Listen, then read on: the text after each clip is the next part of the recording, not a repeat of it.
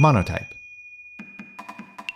Welcome to Creative Characters from Monotype, a show where we meet the people designing the future of creative work and shaping our culture. I'm Carl, and this is Bill, and we are your hosts. Bill, welcome back from sunny California. How are you? Thanks, Carl. I'm doing well. Yeah, I had a nice week-long vacation out where I used to live in California, and it was really nice to reconnect with that place. Yeah, good. And you came back here to New England, and it's cold and gray and not California. Yes, but I'm okay with it. I was happy to be home, Good. So, Bill, it's been actually a hot minute since you hosted one of our episodes and handled the interview. So you are back in the saddle this week. Why don't you tell us a bit about this week's guest? Yeah, so this was an exciting one for me. It has been a bit. I've gleefully watched all of my wonderfully talented colleagues host episodes over the last several weeks and months, and it's been fun to sit in that chair too. But it was also fun to get back in the interviewing chair. And this week's guest is really an exciting one. It's Chelsea Goldwell. She is the creative director and partner at Zero, which is a digitally native branding studio located in New York City.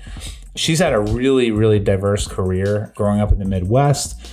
She got into the world of design and has worked on some really wonderful projects, including the Hillary for America campaign. She then started Zero with a couple of creative partners, which does a lot of work in really socially conscious or issue-driven branding. Not exclusively, but they've done work for the 2020 Democratic National Convention, for New York City Pride campaign. They've worked with disruptive companies in wellness and health and retail and fashion. The whole kind of spectrum of this changing world of branding. So we had a really wonderful conversation about her career, how she's built it. She also teaches at the Parsons School of Design. We talked a lot about the next generation of designers and some of the skills that might be required to be successful in this emerging era of design and branding. And she shared some really wonderful perspectives with me. So I think it's going to be a good episode. I really enjoyed speaking with her. Yeah, and not the first time that this intrepid little podcast has delved into the world of, or to the intersection of politics and design. I think it was our second guest was Scott Starrett, who worked on Alexandria Ocasio-Cortez's campaign. So interesting to get back into that world a little bit this week. Yeah, and there's been a theme of intersectionality within design that I think we touch on a lot in our podcast, but it sort of was interesting too to talk to Chelsea about her upbringing and her mother was a florist and what that meant, or what she learned about floral design that sort of infused her own career pursuits. And I always find that interesting when people are inspired or influenced by things in their upbringing that take an A to C, not an A to B approach to how they build their own careers. Cool. Well, looking forward to this one and glad to have you back in the interviewer's chair, as we've noted. So without further delay, I'll turn it over to you, Bill, and Chelsea. Enjoy.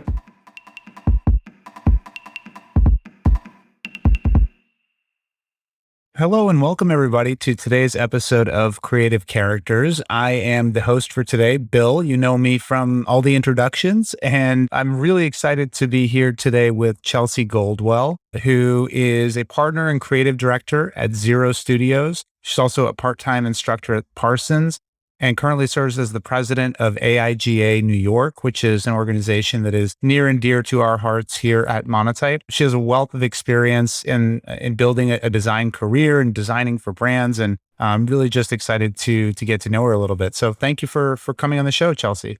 Thanks for having me, Bill. I'm excited to be here.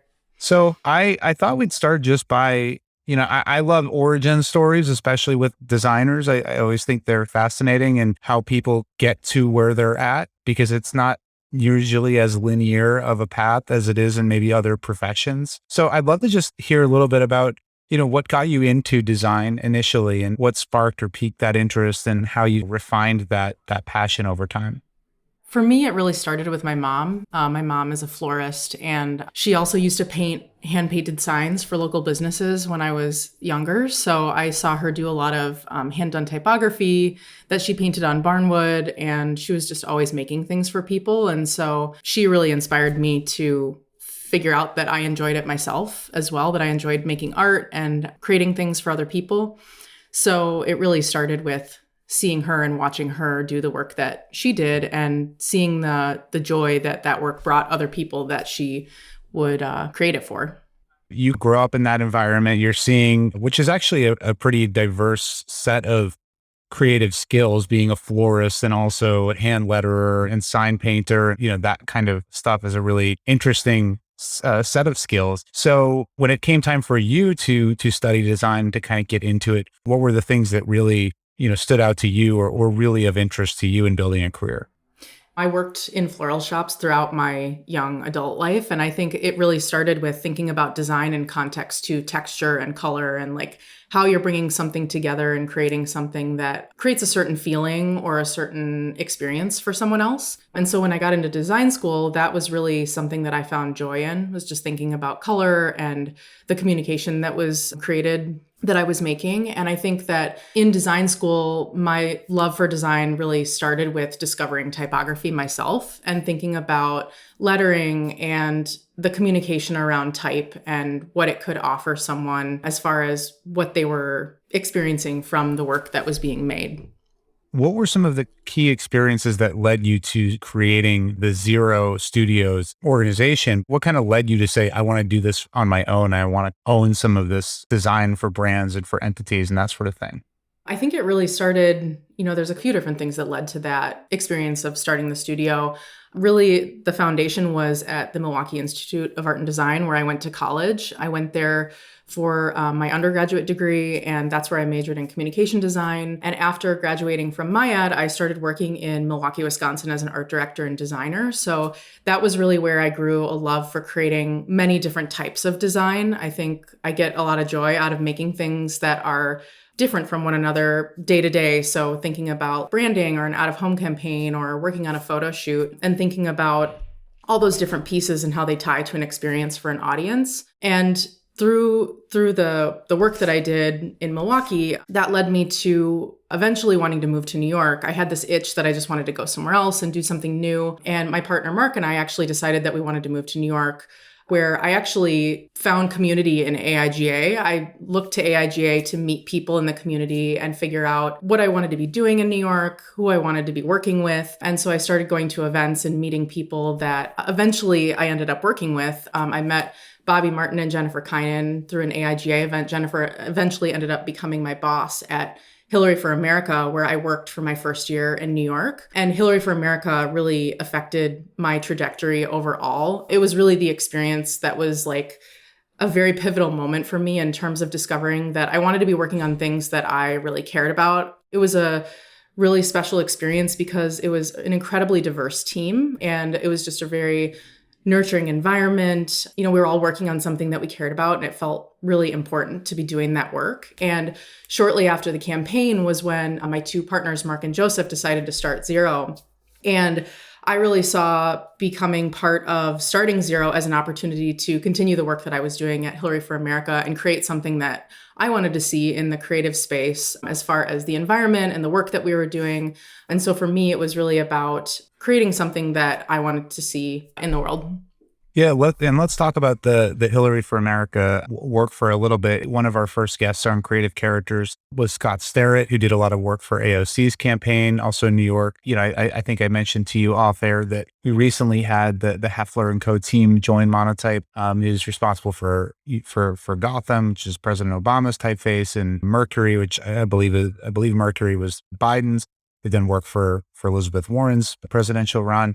So it's kind of out in the ethos, but even beyond that, and kind of regardless of your politics, the emphasis on design in the political ecosystem seems to be becoming more prevalent. That it's not just blue or red. It's really about what can design do to tell a story to a population or to align a certain candidate with certain issues. So what was that experience like working on Hillary for America and using design to really try and tell a story? Yeah, absolutely. I think the experience was, there were a lot of things that I learned from it. I think the team that I got to work with was just an incredible group of people. I had a really fantastic boss, Jennifer Kynan, who just pushed me to be a better designer and helped me see what I was capable of, I think, in terms of my role as a designer and what I could do. And, it really showed me that there's more to design than the beauty aspect of it. I think that the beauty is important, but I think it's really about the communication and creating a sense of belonging with your audience and a connection. And that was really a big part of what I learned from the campaign. I think we were thinking a lot about, what our audience would be thinking about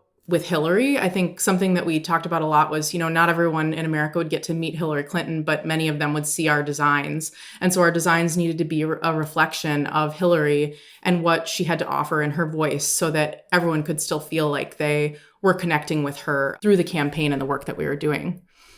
Yeah, and so when you work on a project like that, can you compare it to working on a rebrand or something? Because, I think one of the interesting things when you work on a political campaign in any capacity is that it's ephemeral, right? In some regard, it's over. Either your candidate wins or loses, and then but the whole thing shifts, and then it's okay now what? These people that I've worked with for so long and this idea and concept and design that we've built, now it's okay, the next thing happens. Can you compare it to the process of working on another type of project or a brand or something that, is it all that different or is it fundamentally kind of a similar thing?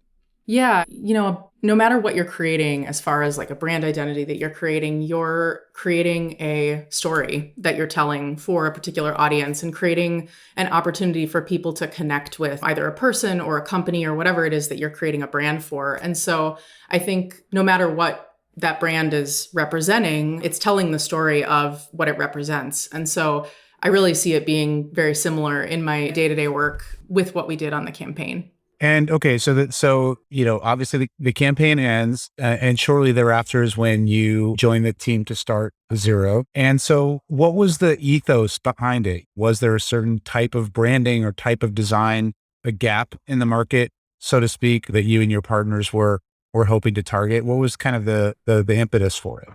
I think when we initially started, the core of what we were doing was, bridging the gap between the traditional digital agency and the traditional branding agency. We were really where we really fell in the middle because we were really strong at doing branding and we were really strong at creating digital experiences. And so being able to work with our clients to bridge that gap and create the foundation together of who they are as far as their branding, but then carry that through the whole customer journey of the website that you create, the email that you receive from them, the package that you get in the mail, and the product that you hold in your hands. So we've become a full service agency because we do every piece of what the companies offer that they're bringing to their audiences. And I won't get into the pandemic because I feel like when you're writing a TV show now, like nobody wants to see the pandemic. We all know it happened, of course. So I don't want to dwell on that. But beyond that, how has your business evolved or changed over the past 18 or so months? Because if you started with this idea of bridging the gap between the traditional digital and branding agency, certainly, and now we live in a world that, some call it digital by default, where everything is digital and branding. And we talk about that at Monetize, where typography has to live, has changed for accelerated adoption of things like variable typefaces that we make, has been really interesting as a result of the changes the pace of change in the last year and a half. What has that been like for your business? At the beginning of the pandemic, not a lot changed for us because we were already working over Zoom digitally. We have an office in New York and Milwaukee, Wisconsin, where Mark and I are both from. And, we were able to really seamlessly transition into the work that we were already doing. I think we put a lot of focus in the pandemic on our people. I think the people, big part of why we started Zero was to make great work, make great design work, and have fun doing it with people that we love. And I think a big part of what we've been focusing on the pandemic is thinking about our team and our people and creating an environment that, we can have work-life balance and where people are nurtured and we're supporting one another. And so that, I would say, has been a pretty big focus on what we're doing at Zero over the last 18 months. Can you tell us a little bit more about what what that looks like, because I think that people listening, many of whom may not work in environments where that has been the focus, and a lot of people that I speak to in the creative community are just really burnt out. And that's not just true in the creative world, of course. It's true of really all professions, but it's not been a perfect transition to work from home. It's everyone's just kind of working forever. So what does that look like at Zero? What are some of the kind of frameworks or concepts that your team uses to try and make sure that people are okay first before they even have to do the work? Yeah, that's a great question. I mean, the origin of our name was really centered around this idea of being a nobody versus a somebody. Zero is centered around this idea of if being a somebody means I need to be X, Y, and Z, then I'd rather be nobody. And so Zero is really about being yourself. I think we believe that, people can embody their full creative potential when they can be themselves, and that's when they can really make their best work. And so that's really, we've spent time revisiting that during the pandemic and thinking about what that means. And that's been expressed through a number of things like reevaluating and auditing, all of our internal operations and processes, like how we hire people and how we onboard folks on the team, what our salary structure looks like, even thinking about the holidays that we celebrate and how they align to our values. We do summer Fridays in the summer, and it's extended to the fall, doing fall Fridays where we let people go early in the day so that they can have time to themselves during the week. So I think it's really a big part of it has been, making sure that we're creating an equitable space where everybody feels like they can contribute, and creating practices and policies at the studio that allow people to do that and to be themselves.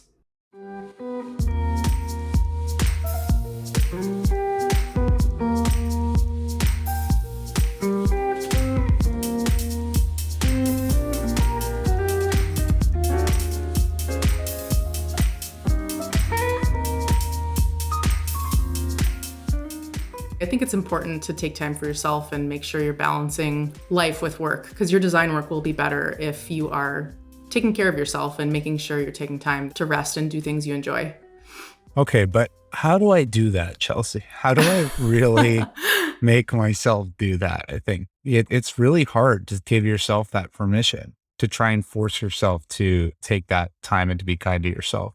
Yeah. I mean, something I've been thinking about a lot in the pandemic is just my identity as it relates to what I do. I think as designers, a lot of times we think about ourselves related to the jobs that we have or the things that we do. And we're so much more than, a couple bullets in an Instagram bio. I think thinking about what we do as it relates to who we are and what we care about and what we bring to those jobs is kind of how I've been trying to shift my perspective and think about what I do and think about what makes me feel whole, what makes me feel fulfilled on a day-to-day basis. And I think that's looked like getting in a flow state, which is rare in Zoom times when we're in Zoom meetings all day, every day, but trying to find a chunk of time where I can just sit and work for a couple hours and just get in that flow state. Sometimes it looks like taking a break and going for a walk and just seeing what I see, or listening to a podcast, or listening to music, reading a book. A lot of times it just means getting away from my screen and doing something that doesn't relate to design at all and is just something that can make me think about something in a different way or learn something new.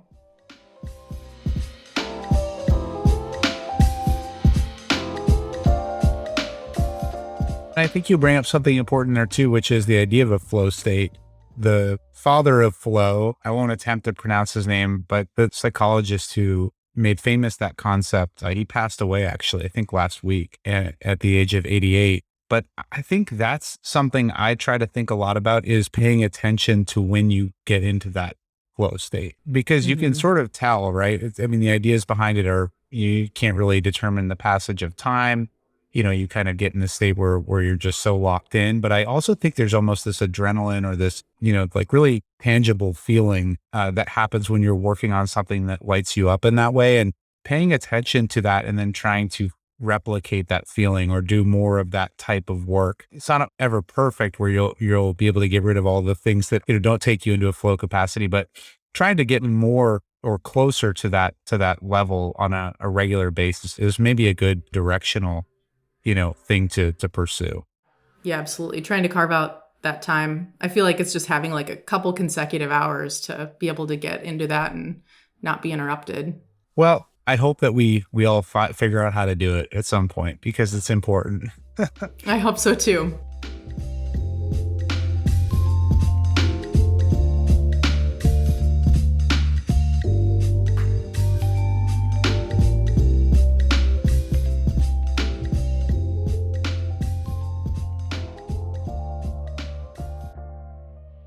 So let's talk about the work a little bit. So at Zero, what are some of the projects that have defined the work to date for the studio, or that have helped define the identity of your agency and its people?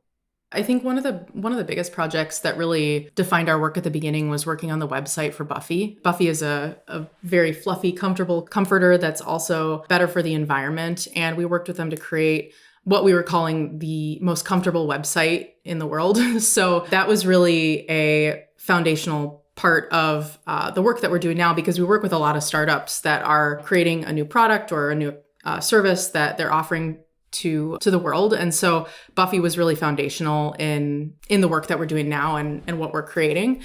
For me, some of the projects that have been, really meaningful and important, I think, has been the work that we did for the branding for the Democratic National Convention in 2020. That just felt to me like I was getting to fulfill unfinished business after working on Hillary Clinton's campaign. And it was just so great to be able to work with our team and get to create something that, allowed me to share some of my experience and learnings from that campaign. And, to get to create something also for Milwaukee, Wisconsin, which is such a important part of my background, our background at the studio, and to create something really meaningful for the city was important. Well, first of all, Buffy, I looked it up. It has the exact typeface that you would think it would, given the description that Chelsea gave of the brand. We'll put that in the blog post in the show notes as well.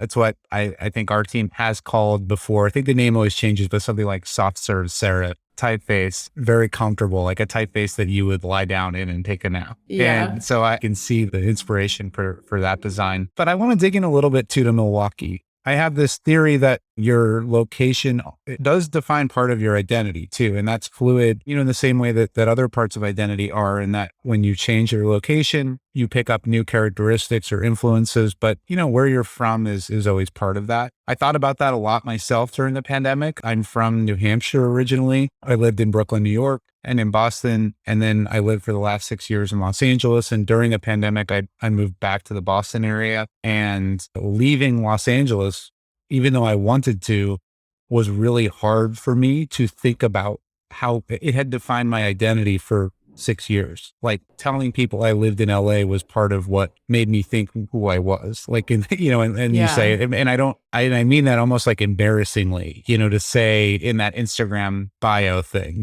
like being in LA was part of who I was, in the same way that like being in Brooklyn was before that. So going back to near my home, although I was 100% wanting to, it was hard to remove myself from the idea of that identity. I say all that just to say, I wonder, how do you think about where you're from and where you are physically, as contributing to your perspectives, or, the way you think about design and life and all of those kind of, big ticket questions? Yeah, that's a big question. I mean, I feel incredibly proud of both of the places that I live. My Midwest upbringing was really wonderful. I think that, Milwaukee is just such a beautiful, special place. Being right there by the lake, it's a really creative community. The people are really wonderful. And yeah, I mean, it's had a huge influence on the work that I do and what I'm interested in. I think something that I did a lot when I was there, I went to flea markets a lot with my mom. And so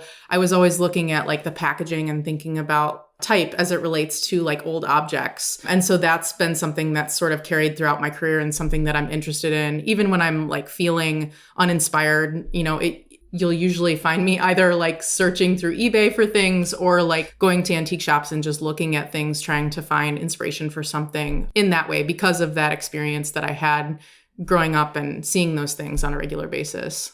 Yeah. And I think there's something too about being from a place that's not an epicenter, not like Los Angeles or New York or, even Chicago or Nashville, if you're in the music industry, right? To see just that everybody has that creative potential and has creative perspective, even at a flea market in a small town, that people everywhere have that to offer. And as such, you can learn from everyone and take perspectives from everyone, I think is a pretty interesting and powerful piece of knowledge that, a lot of people who are from those types of places carry with them. Mm-hmm. Yeah, absolutely.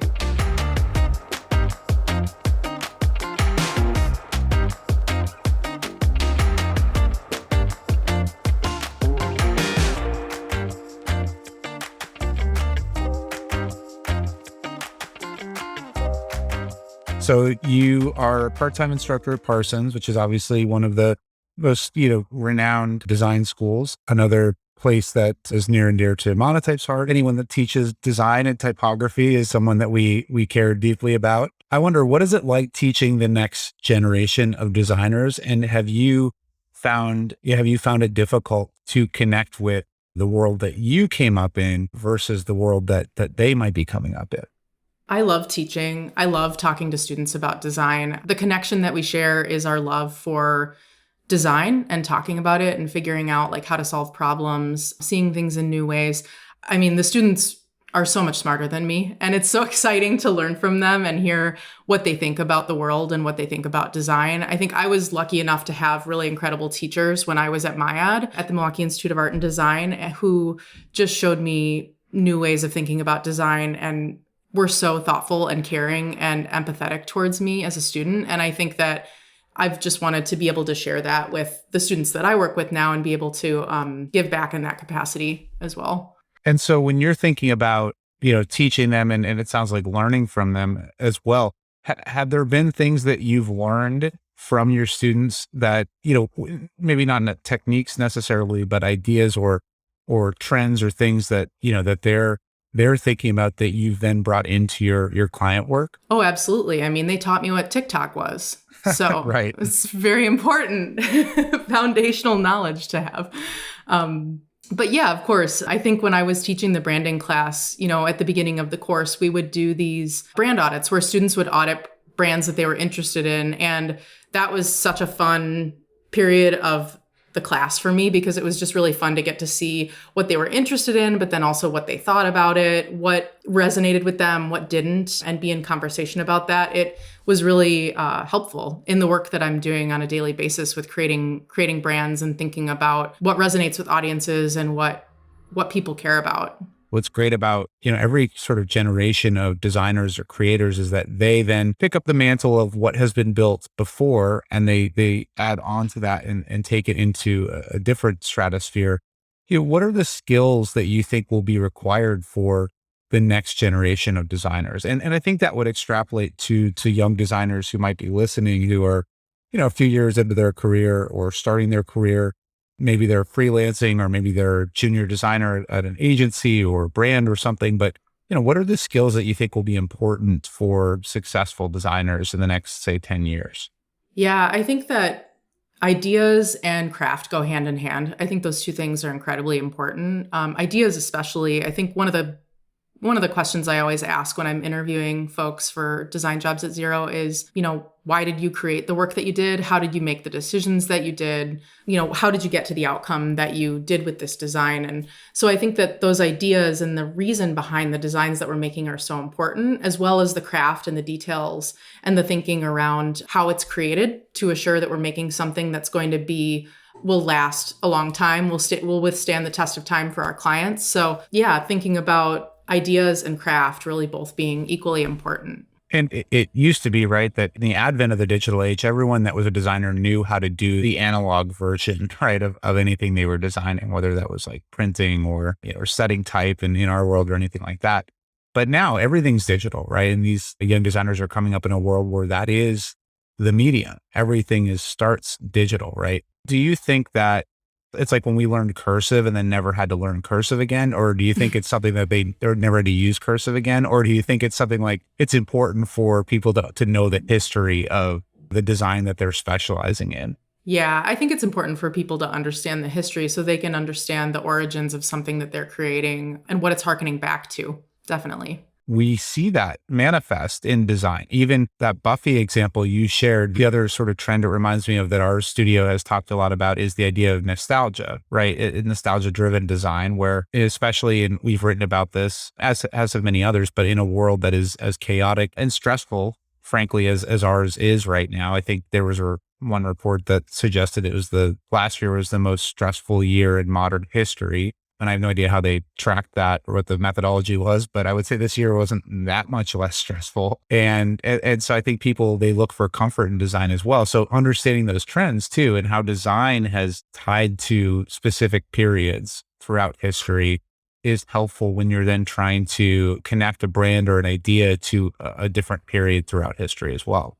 That reminds me of one of my students, in my type class last semester, earlier this spring, had been doing a project about what trends were going on in design at the time. And she was exploring how, more digital focused things were really taking off during the pandemic, like electric blue and things that felt really digitally manufactured. But as the pandemic hit, people started making things that felt more hand done, more handcrafted, because people were craving more of a human connection with one another because we were on Zoom all day long. And so, yeah, I definitely think recognizing those things and researching those things is really important for students.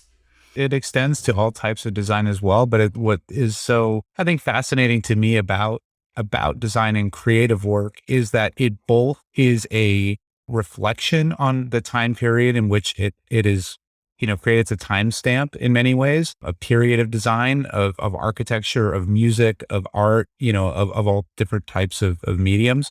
But it then also contributes to driving where that art goes next. And in that way, any piece of design, is contributing to a really, really vibrant kind of conversation, which we all need. I think we've seen during the last 18 months that the creative community has been leaned on quite a bit for providing that sort of human connection in many ways. Yeah.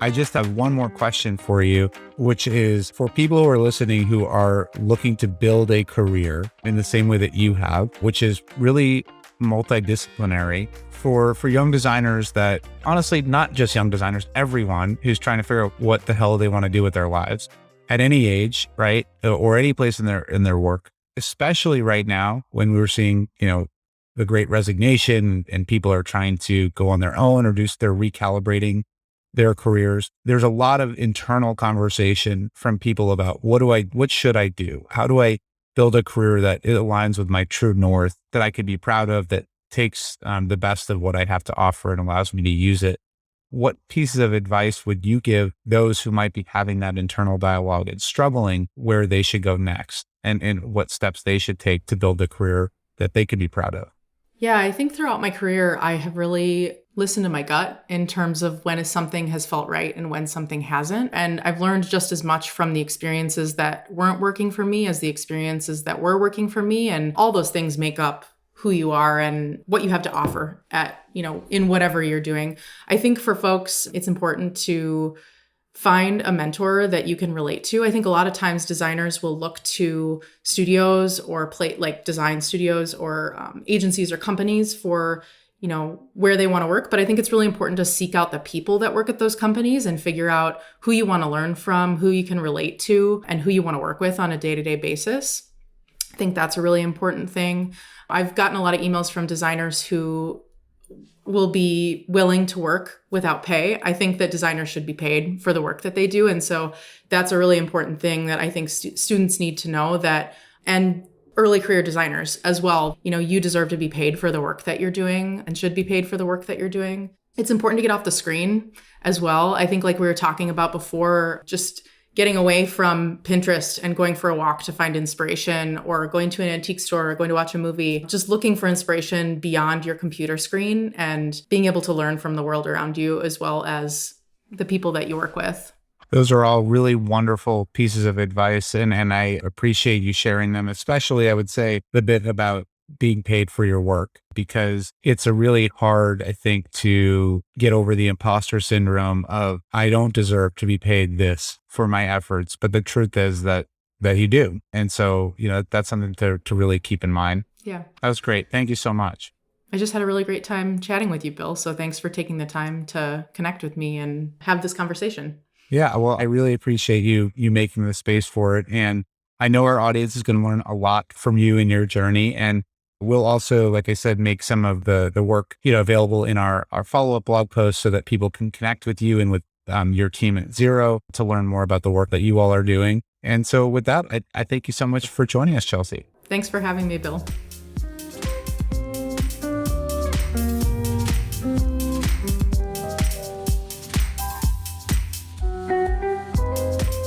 Thanks for listening. If you want to learn more about Chelsea and the work she's doing, look for a link to our blog post in the show notes of this episode, or you can visit her website at chelseagoldwell.com or check out her agency at zero.nyc. You can also visit monotype.com/podcast to read about all of our prior guests. If you've been enjoying our podcast, please go to Apple Podcasts or Spotify to rate and review this episode. If you really like us, subscribe to the show and share us with your friends. Creative Characters is a production of Monotype, Christopher Sound, and Marie Tabarez. We'll be back with more episodes soon. Take care, everybody.